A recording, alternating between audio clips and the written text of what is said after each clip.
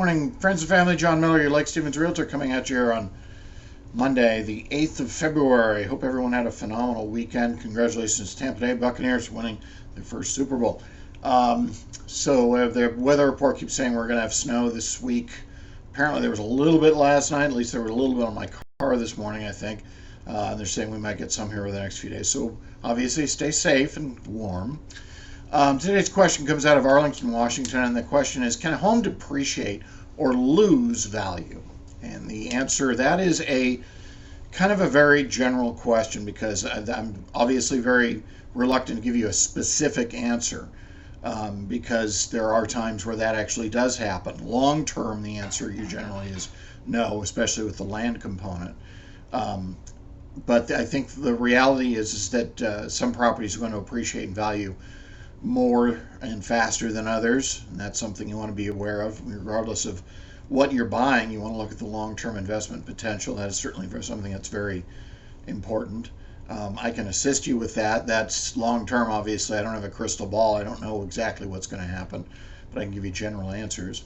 And that's why we look at something, the difference of values. Many times, especially when we're looking at the cost approach of value, there are two things we're looking at when on a property. We're looking at the property, the land, and the improvements, the home and all the other things, the outbuildings, the fencing, and all of the driveway and everything else.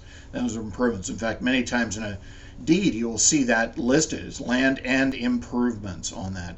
And people say, gosh, why do they put it that way? Well, tomorrow the lightning hits the house, burns the ground. Yeah, all you're left with is land. Now, that being said, there are times where land can be valuable one day and not the next. For several years ago, we had a major landslide here in Oso, Washington, which destroyed a number of homes, killed a bunch of people. All of that property is no longer accessible or buildable or available for sale.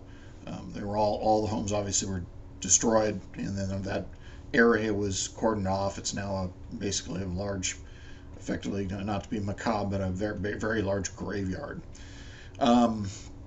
And obviously those properties don't have any more value, at least definitely not for a very long time. So people over the years, many historically, and people like Rockefeller, Carnegie, Astor, have all spoken about the benefits of investing in land.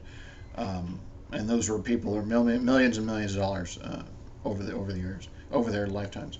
Mark Twain said, buy land, they aren't making any more of it. And that's true. That's kind of, as a general rule of thumb, that's the reality. So the only question, it's kind of a long-term investment. You're generally not going to see a tremendous amount of appreciation in a short time. Or if you do, in fact, if anything, you want to be very careful. If the market's moving too quickly, it'll drop just as quickly as we saw back in 2007, 2008.